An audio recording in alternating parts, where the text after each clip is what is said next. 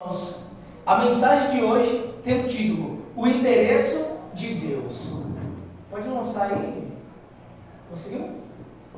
O Endereço de Deus. Essa é a mensagem de hoje.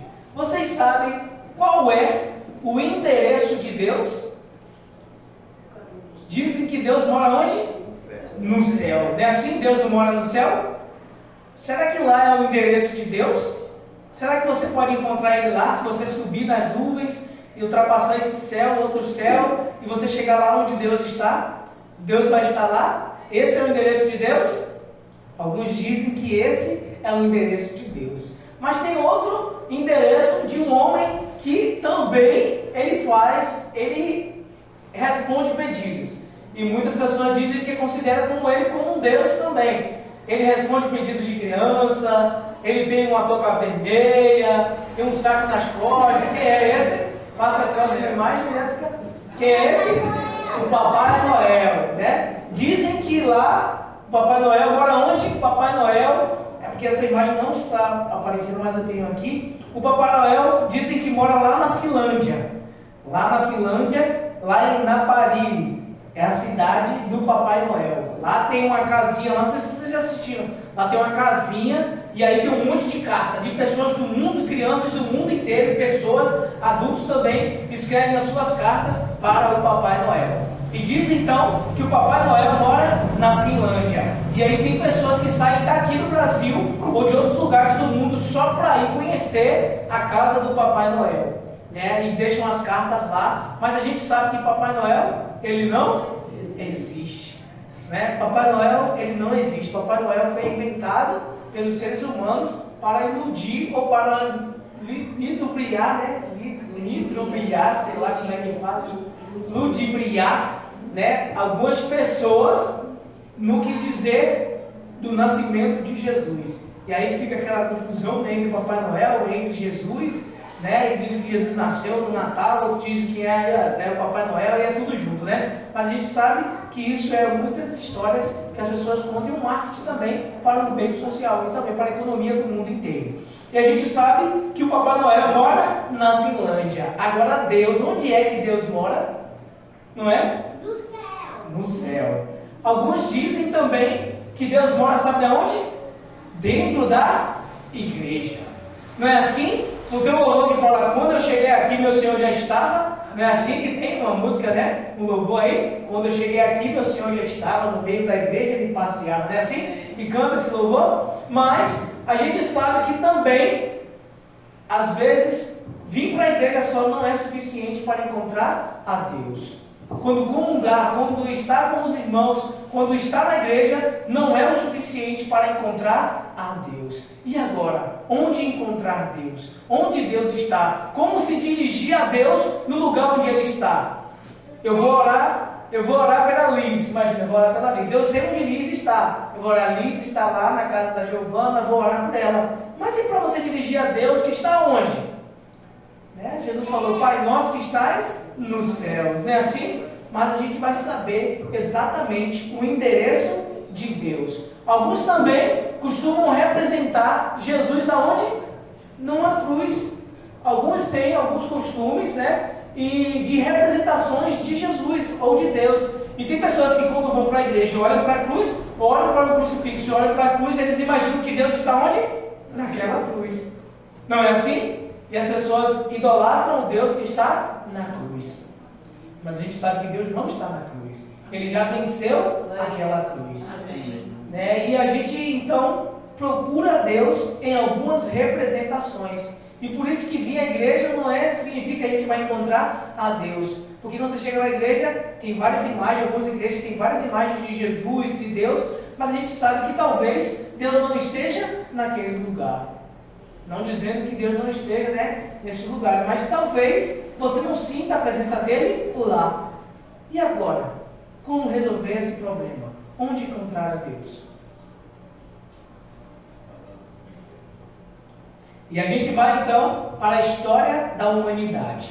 Na história da humanidade, nós vimos que Deus guiou um povo escolhido por Ele desde o início do mundo. Deus escolheu Abraão, e aí Isaac, Jacó, depois do José, e depois Moisés, e Deus então guiou aquele povo no deserto.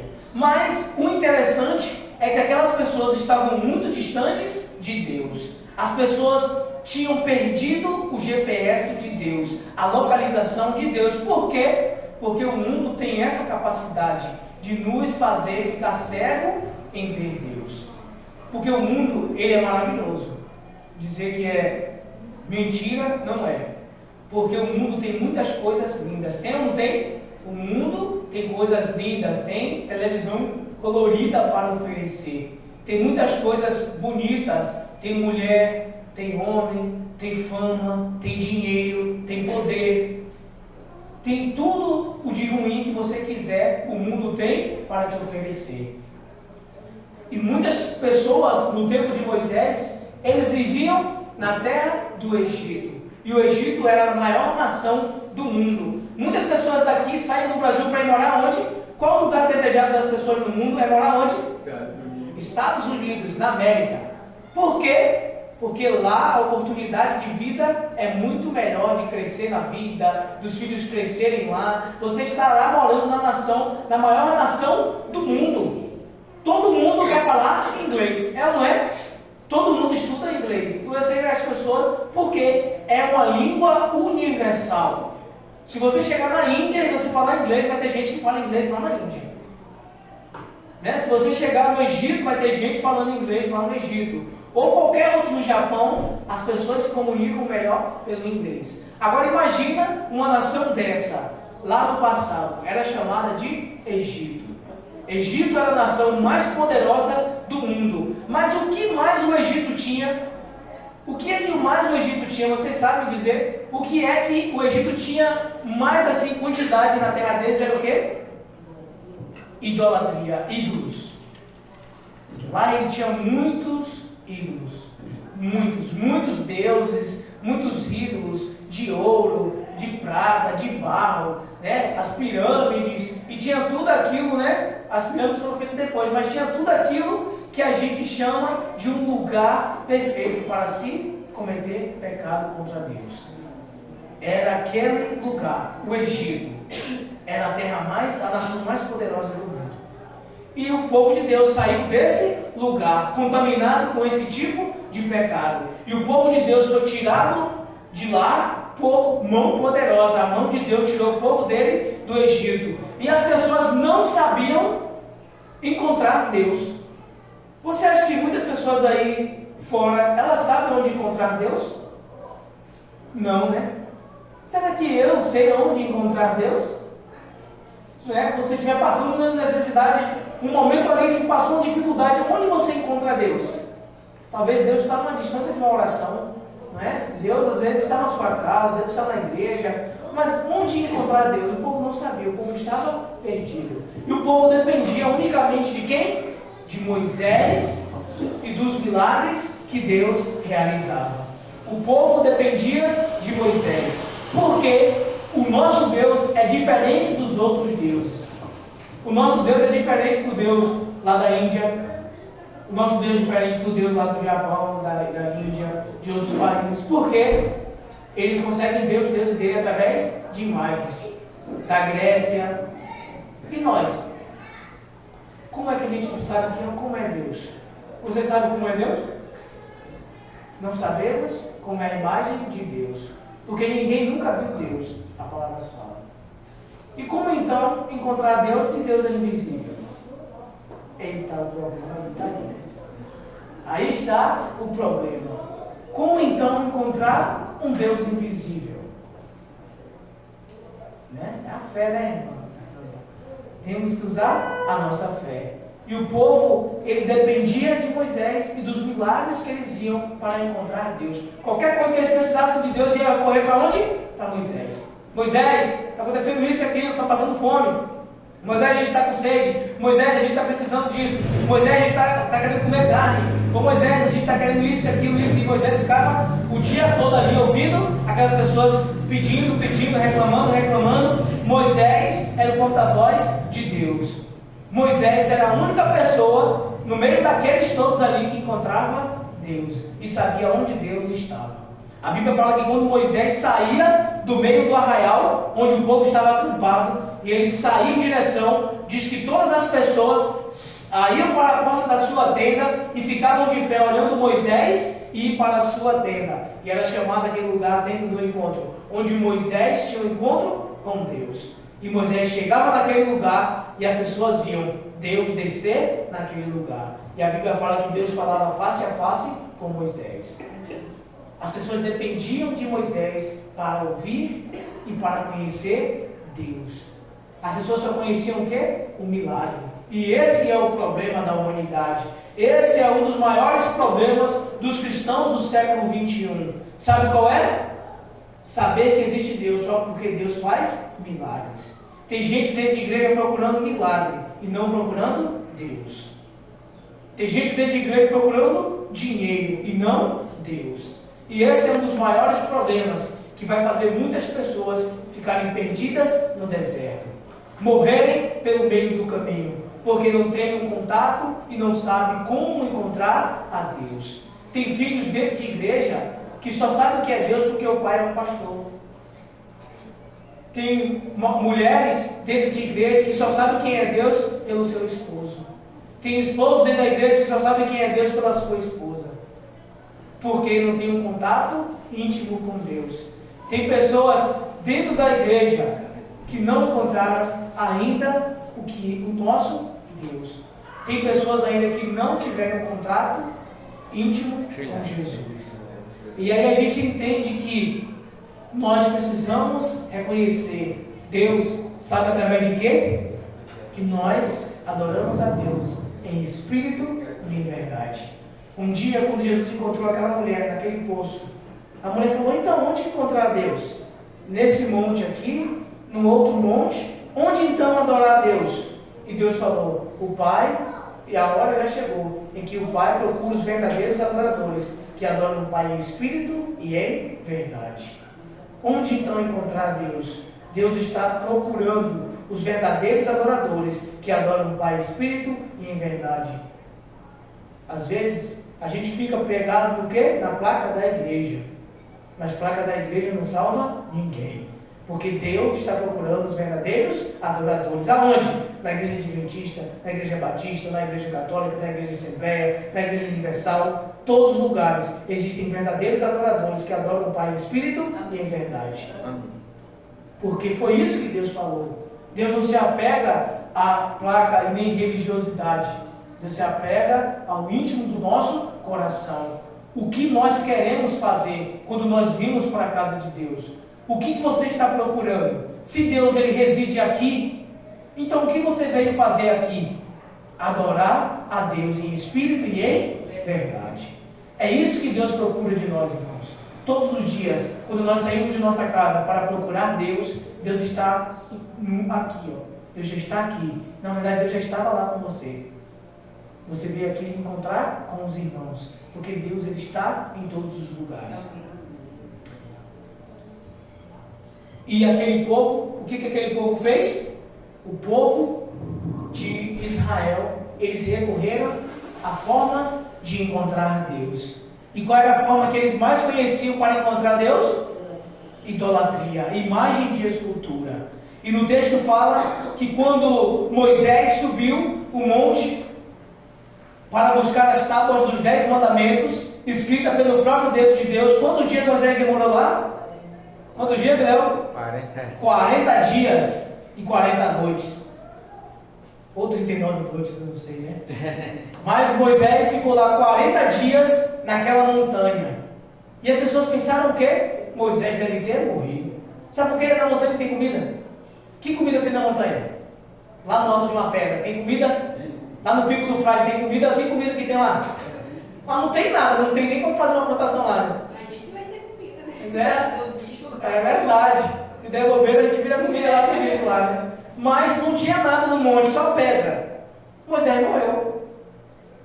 40 dias, sem comer e sem beber, e as pessoas imaginavam. Agora, irmão, a gente culpa o povo de lá, mas será que nós também, se a gente estivesse lá, a gente também não ia adorar esse bezerro?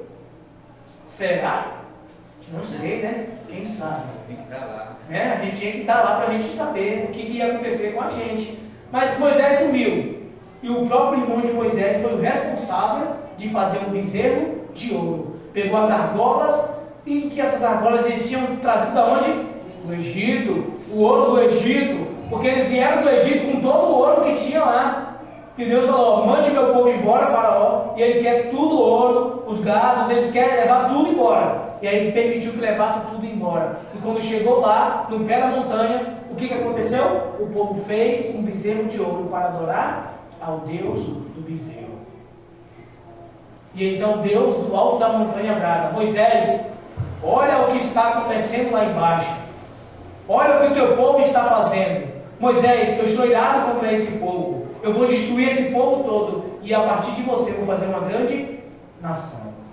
Deus estava irado com aquele povo. Mas por quê? O povo estava perdido. Porque o povo não sabia onde encontrar Deus.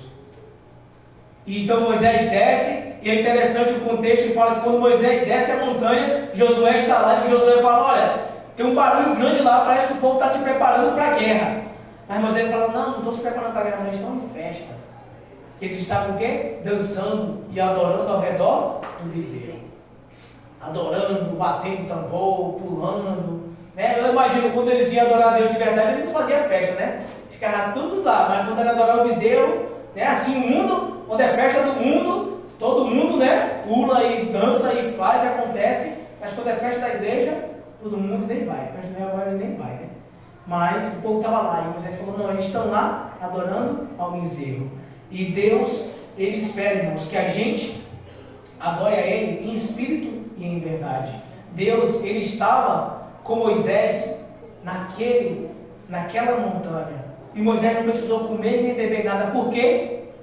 Porque Deus estava com ele. Moisés então desceu, quebrou as tábuas da lei e ficou revoltado com aquele povo. Esse relato está em Êxodo capítulo 32.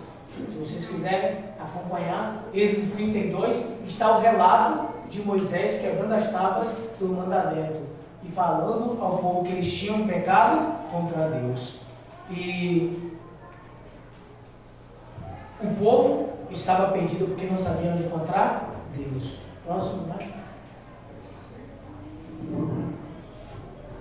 E o que aquele bezerro de ouro fez com aquelas pessoas? Olha só, eles estavam ali querendo voltar para o Egito, porque o Egito ia aceitar eles. Eles falaram, se voltarmos para o Egito, lá no Egito a gente tem o que para comer? Cebola roxa. Oh, não é boa? Boa, tá cara, mas é boa, né? Lá tem cebolas, lá tem pepinos, lá tem carne fresca, lá tem, carne do sol, lá tem carne boa pra gente comer. Aqui a gente não tem nada, só esse tal de maná. Todo dia, já estamos enjoados de tanto comer esse maná. Lá a gente tem cebola roxa refogada no azeite, E aqui nós não temos nada. E o povo então queria voltar para o passado. Você só volta ao seu passado porque você não conhece o Deus que você adora. Não volte para trás. Não volta. Voltar para trás para quê? Voltar para quê? Muita gente se perde, volta, voltar para o pecado, voltar para trás. Voltar é só de trás do que é atraso de vida. Não volte para o mundo. Se volte para Jesus. Porque Ele tem misericórdia de nós. Amém. E as pessoas queriam voltar para o Egito, E ali algumas pessoas tinham algumas sugestões também, Naquele meio de tanta gente, tinha tanto tipo de sugestão. Quando você não ouve a voz de Deus e você não sabe onde Deus está, você ouve a voz de todo mundo. Sabia disso? Quando você não ouve, você não sabe onde Deus está, como Deus fala, quem Deus é, você começa a ouvir a voz de todo mundo, e começa a seguir conselho de todo mundo. E Moisés estava lá na montanha, Arão estava lá embaixo. O povo pressionou Arão a fazer um bezerro para eles adorarem. E eles então pressionaram Arão, e Arão fez o bezerro. Quando você está no meio de muita gente, no misto de gente, muita gente vai falar um monte de coisa. Mas no meio da multidão, você consegue identificar a voz de Deus? Fala, não, Deus não quer que eu fique aqui. As pessoas dizem que a voz do povo é a voz de Deus. É mentira pura, tá? Nem sempre a voz do povo é a voz de Deus. Na verdade, a maioria sempre esteve errada. Né? A minoria sempre foi o que Deus apoiou. Então, meus irmãos, porque quando saiu 600 mil pessoas lá, caminhando no deserto, só chegou quem? Josué e Caleb, dos que saíram de lá, e alguns jovens que não morreram, nasceram de 20 anos para baixo. E ele diz assim, naqueles cultos ali, alguns opositores ao bezerro morreram. Será que alguém falou, não vai fazer o bezerro não? E alguns, será que mataram algum outro lá, porque queria fazer a vontade de Deus? Ali também houve glutonaria e licenciosidade. Ali naquelas festas que eles faziam, não era assim que eles estavam batendo tambor, não. Talvez sacrificaram filhos, que eles tinham isso, lá no Egito, sacrificavam crianças, glutonaria, comiam, vomitavam e comia de novo. Nas festas eles tinham esse tipo de ritual que eles faziam, e era muita tristeza, licenciosidade, coisas terríveis que eles praticavam adorando aquele bezerro. E Deus olhou para aquilo e Deus se indignou com o que ele estava vendo. E Moisés então desceu na montanha e fez o quê? Destruiu aquele bezerro. Moisés destruiu o bezerro, fez em poeira e deu o povo para beber a água do bezerro. Olha só, por que Moisés fez aquilo? Que Moisés pegou o ouro, que estava ali espalhado e virou cinza. Moisés pegou aquela cinza, misturou na água, falou, bebe agora com vocês, todos aí, porque vocês adoraram a esse bezerro. Para ficar marcado em vocês o dia que vocês transgrediram o mandamento de Deus. E naquele dia, meus irmãos, aquele culto de celebração, de representações, toda idolatria leva à degradação. 3.000 pessoas foram mortas. Naquele dia, 3.000 pessoas foram mortas. Por quê? Porque estavam idolatrando a representações de Deus. E hoje, o que representa Deus para você? Será que é o teu marido, que é o teu Deus na tua vida, que não deixa você servir a Deus? Será que é um filho que nós colocamos como representação de Deus? Estamos idolatrando? Deixamos de vir para a casa de Deus por causa de um filho, por causa de um marido, por causa de um bem pessoal? O que está representando Deus na nossa vida? O que está nos atrapalhando de encontrar Deus? Qual é a representação de Deus que a gente está tendo na nossa vida? Devemos tomar muito cuidado, porque nós somos pecadores por natureza. Nós não brincamos de pecar, nós pecamos de verdade. Qualquer coisa, a inclinação da nossa vida é para o pecado. E por isso que a gente deve tomar cuidado, para a gente não fazer das coisas pequenas o Deus da nossa vida. Um celular pode ser um Deus na sua vida. Tudo aquilo que toma o lugar de Deus, no tempo de Deus, na sua vida, é um Deus para você. Se você usa o celular de que a Bíblia é um Deus na sua vida. Se você deixa de orar para fazer outra coisa, é um Deus na sua vida. Se você não faz o culto de manhã, quando você acorda para fazer outra coisa, é um Deus na sua vida. Até coisas boas podem ser Deus na sua vida. É representações de deuses que nos afastam de Deus. E naquele meio daquela degradação, 3.000 foram mortos. Levi, ali o sacerdócio eterno. Então a gente viu ali que Deus escolheu pessoas para ser sacerdotes no meio daquele povo. E eles queriam que aquele povo adorasse o único e verdadeiro Deus. Deus, Ele quer, meus irmãos, que a gente adore somente a Ele. Ele é o único que deve ser adorado. Tem alguém nesse planeta Terra que merece ser adorado? Não tem. Não tem líder religioso aí maior do mundo. Não existe. É Deus, o único que deve ser adorado. Por quê? Porque Ele é o poderoso. Ele é o Criador. Ele é aquele que mantém as nossas vidas. Ele é aquele que nos protege do mal, do perigo, do acidente. É Deus, o nosso Salvador. E aí então, diante de tantas coisas que nós falamos, de representações de Deus, qual é o CEP preferido de Deus? A gente sabe que Deus não mora no meio das representações. Qual é o CEP preferido de Deus? Toda casa, toda rua tem um CEP, né? Vocês sabem disso, né? Toda rua tem um CEP, né? Quando você vai fazer uma compra lá na rede social, lá, né? no mercado lá, né, algum lugar, você faz o quê? Pede o CEP, porque através do CEP ele sabe a rua e a cidade e o estado que você mora. Toda rua tem um CEP. E qual é o CEP preferido de Deus? A Bíblia? Alguém falou isso lá em casa, já se falou a Bíblia, né? O CEP preferido de Deus? A igreja. Olha aqui o que Jesus falou, o que Deus falou em Êxodo capítulo 25, versículo 8. Vamos abrir nossa Bíblia aí. Êxodo capítulo 25, versículo 8.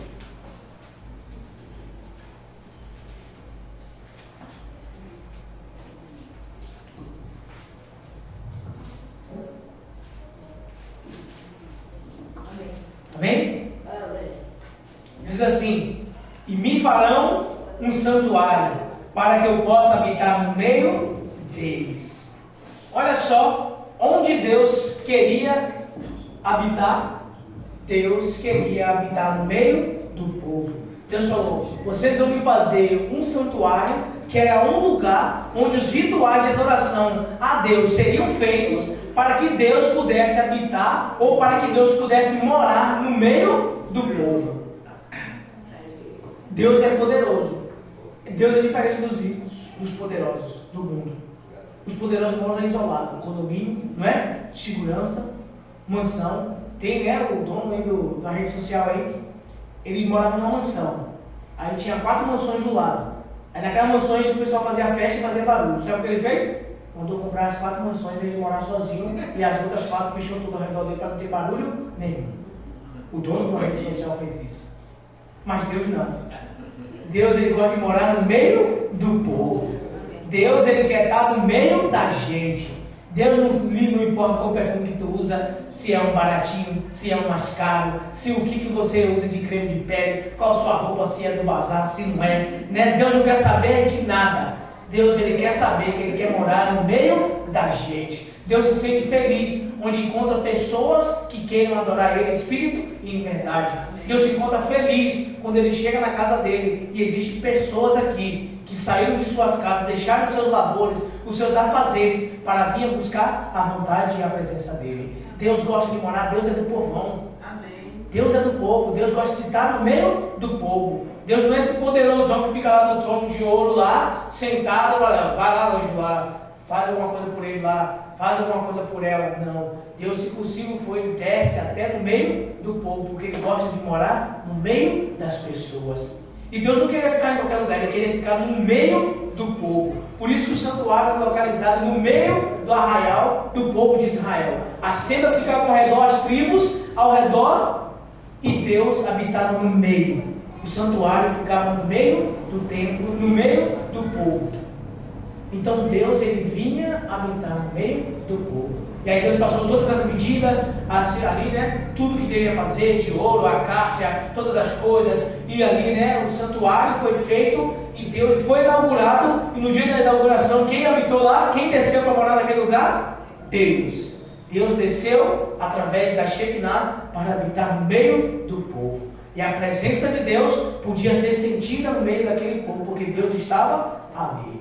Você já chegou num lugar, ou na igreja, você sentiu aquele culto maravilhoso, né? Parece que Deus está naquele lugar ali, né? Você sente a presença de Deus, parece que Deus está ali naquele lugar, é uma coisa diferente. Não é assim? Quando você chega num lugar que Deus está, ou você chega numa casa, você fala, Deus habita nessa casa. Tem lugares e casas que pessoas oraram tanto naquele cômodo, que quando eles mudam de casa, a pessoa chega naquela casa, a pessoa sente que aquela casa tem uma leveza, porque ali tinha pessoas que oravam naquele ambiente. Era uma casa leve, uma casa espiritual. Os anjos de Deus habitavam naquele lugar. Olha só, o próprio e único e poderoso Deus desceu no meio do povo. Amém. Como que o coração deles não devia se sentir? Deus estava no meio deles.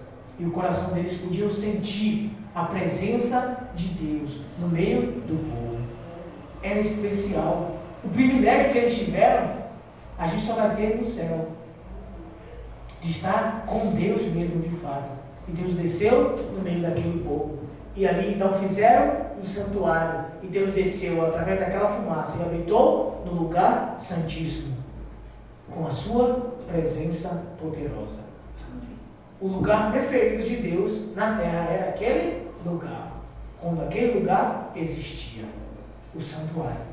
Deus habitava no meio do seu povo. E todos os móveis e cômodos daquele lugar foram feitos para representar a quem? A Deus.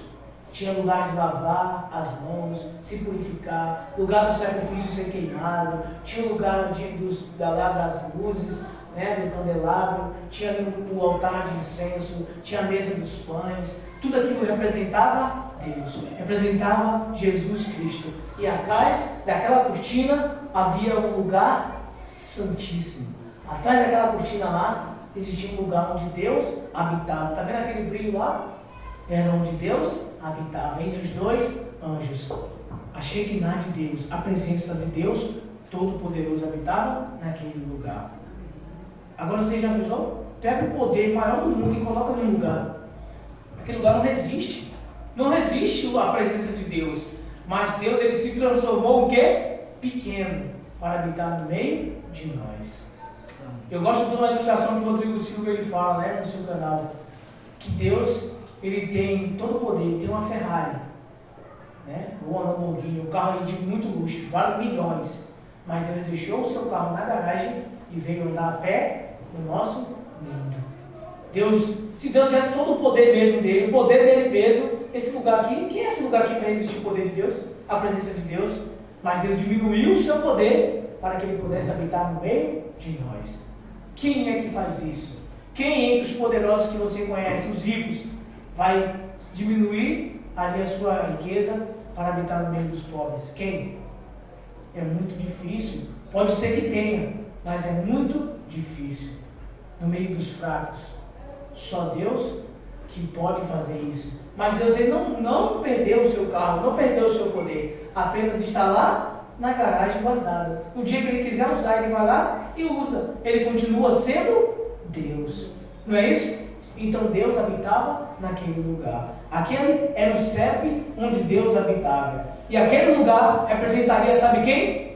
A vinda do Cordeiro de Deus que tira o pecado do mundo. Todos os sacrifícios que eram feitos representavam o quê? O Cordeiro de Deus que tira o pecado do mundo. Quando João Batista viu Jesus vindo em direção a ele, João falou o quê? Eis o Cordeiro de Deus que tira o pecado do mundo. Jesus representava aquele Cordeiro que era morto ali para sacrifício do pecado dos pecadores arrependidos, que dia após dia ofereciam os seus sacrifícios para que Deus pudesse perdoar os seus pecados. Hoje já não precisamos sacrificar animais, porque Jesus Cristo, o único Cordeiro, o Cordeiro Imaculado de Deus, tirou o pecado de cada um de nós. Hoje, irmãos, já nenhuma condenação há para aqueles que estão em Cristo Jesus. Hoje, nós não somos mais escravos do pecado, nós somos filhos de Deus. Hoje, nós não somos dominados mais por Satanás. Ele não tem poder nenhum sobre nós, porque nossa vida pertence a Jesus, porque um dia Ele pagou o preço da nossa vida na cruz do Calvário. Amém.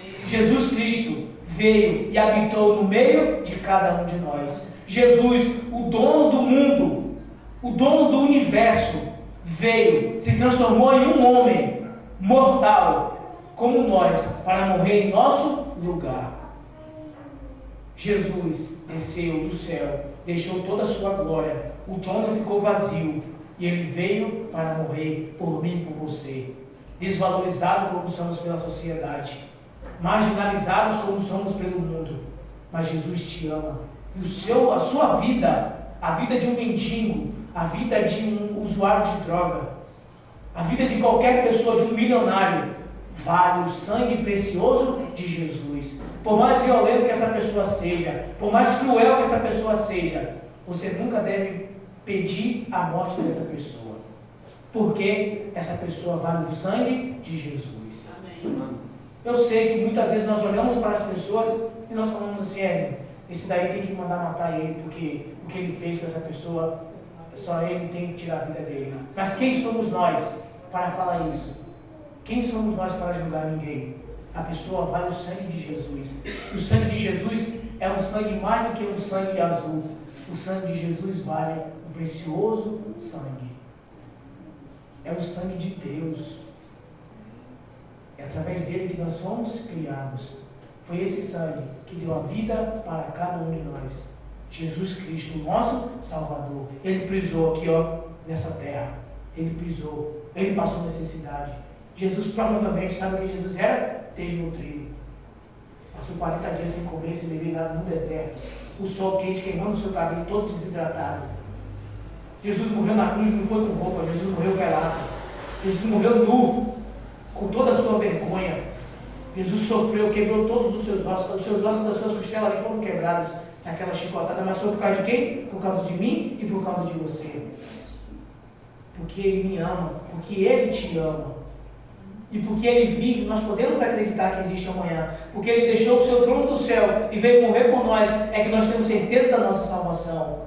Não é por nós, não é pelo que a gente faz, não é pela igreja que a gente vem, não é pelo tão dedicado que nós somos à causa de Deus, não é nada por isso, não é por sacrifício humano, não é por vir andar de joelho, não é para subir escada de joelho, não é por nada, não é por sacrifício, não é por nada, é pelo sangue precioso de Jesus que você está vivo nesse momento. Senão Satanás já teria tirado a vida de todos nós. O que ele mais quer fazer é isso, nos matar. Todo dia ele arma uma cilada para a gente. Ele está tramando uma cilada na esquina para nos derrubar. Ele é como um passarinheiro que fica armando a arapuca para o passarinho cair. Satanás é assim na nossa vida. Mas se não é Jesus conosco, nós já teríamos sido engolidos vivos. Que a Bíblia fala que ele anda como um leão derredor, querendo devorar a gente. Não brinca com a tua vida espiritual. Satanás não está brincando não, ele quer te matar. Ele está doido para te matar e você morrer perdido. Que aí ele sabe que a vida pertence a ele. Mas nós entregamos a nossa vida a Jesus. Um dia você foi batizado nesse tanque em uma igreja. E você entregou a sua vida a Jesus. E se você entregou a sua vida a Jesus, você pertence a Jesus. Amém. E Jesus é mais poderoso do que qualquer demônio, do que o próprio Satanás. Jesus é mais poderoso de qualquer força maligna que intente contra o Filho de Deus. Então, irmãos, caminhando para o fim, tudo isso já se cumpriu em Jesus. A presença do Deus veio a esse mundo através de Jesus. Onde Deus gosta de morar? Qual é o centro preferido de Deus? Qual é a casa que Deus mais gosta de morar? Olha só, irmãos, vivemos num tempo de avaliação. Hoje todos nós estamos sendo avaliados no juízo investigativo. Todos nós estamos sendo avaliados. Você tem um anjo, que ele é um anjo X9, ele está só canetando a sua vida. Você dormiu, acordou, ele está só canetando o que você faz. Você olha no celular para coisa errada, ele está canetando o que você faz. Você olha para uma pessoa indecente, ele está lá canetando o que você faz. Você vem para a igreja adorar a Deus, ele está lá com a caneta escrevendo o que você faz. Você se ajoelha para orar e esquece do mundo. Deus está lá, o anjo está lá escrevendo o que você faz. Está sendo tudo escrito no livro do céu. Para quê? Para que você tenha um juízo justo. Para que você naquele dia não fale: ah, Senhor, eu não sabia que o Senhor ia vir na nuvem do céu com poder e glória. E agora, o que eu vou morrer inocente? Ninguém vai morrer inocente. Todo mundo vai dizer: verdadeiro e santo são os seus juízos, o Rei das nações. Até o Satanás vai se ajoelhar no último dia dele, de vida dele, vai falar: o Senhor é justo mesmo. Eu estou perdido aqui, foi porque eu quis. O Senhor me deu a oportunidade. Até Satanás vai se ajoelhar e vai dobrar o joelho dele diante da presença de Deus. Então, irmãos, todos nós estamos sendo passados pelo juízo investigativo. Desde 1844 para cá, o juízo começou. E o juízo começa, sabe por onde primeiro? Pela casa de Deus. O juízo começa por mim e por você. Quais são as nossas obras? O que a gente está praticando sozinho? Quando ninguém vê, quando o irmão não está perto. Tudo isso está sendo o quê? Escrito no livro do céu. Tem um anjo escrevendo tudo o que você faz. Mas o lugar preferido de Deus morar é aonde? No seu coração. E a pergunta de Jesus é: você me aceita? Amém? Você aceita Jesus? Você quer que Ele more dentro do seu coração?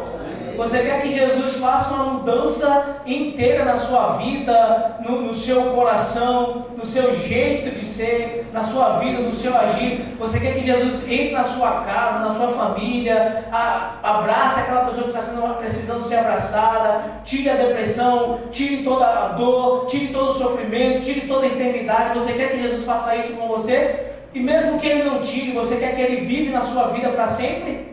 Se esse é o desejo do seu coração, meu irmão, eu te convido a ficar de pé agora, nesse momento, aceitando Jesus, de coração aberto. Nós vamos cantar um louvor, porque Ele vive, posso crer no amanhã. O louvor, porque Ele vive.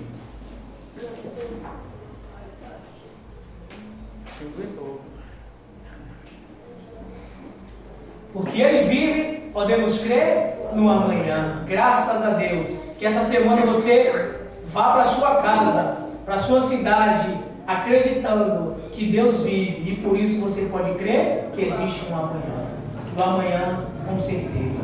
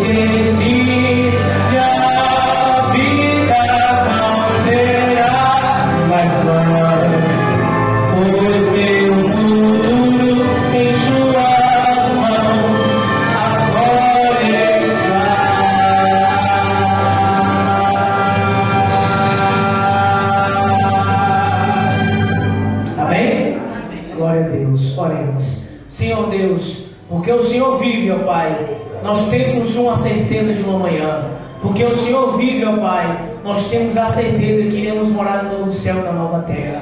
Senhor, porque o Senhor vive, eu creio que cada um de nós aqui somos mais que vencedores. Porque o Senhor morreu e ressuscitou, e hoje vive e reina eternamente. É porque nós acreditamos em Ti, ó Pai, e temos certeza de que a nossa vida não é em vão. A nossa vida está nas mãos do nosso Senhor e Salvador Jesus Cristo. Obrigado, ó Pai, por escolher morar dentro do nosso coração. Senhor, faz uma faxina no nosso coração, limpa todo mal que existe dentro de nós e habita no nosso coração. Sonda, Pai, a cada um de nós e nos purifica para a Tua honra e para a Tua glória. Entrega a cada um de nós em Tuas mãos. Dá uma semana abençoada para cada um de nós. Quem está assistindo também, que o Senhor possa estar abençoando a cada um de nós. Nos acompanha, fica conosco, em nome de Jesus. Amém. Glória a Deus. Boa noite a todos.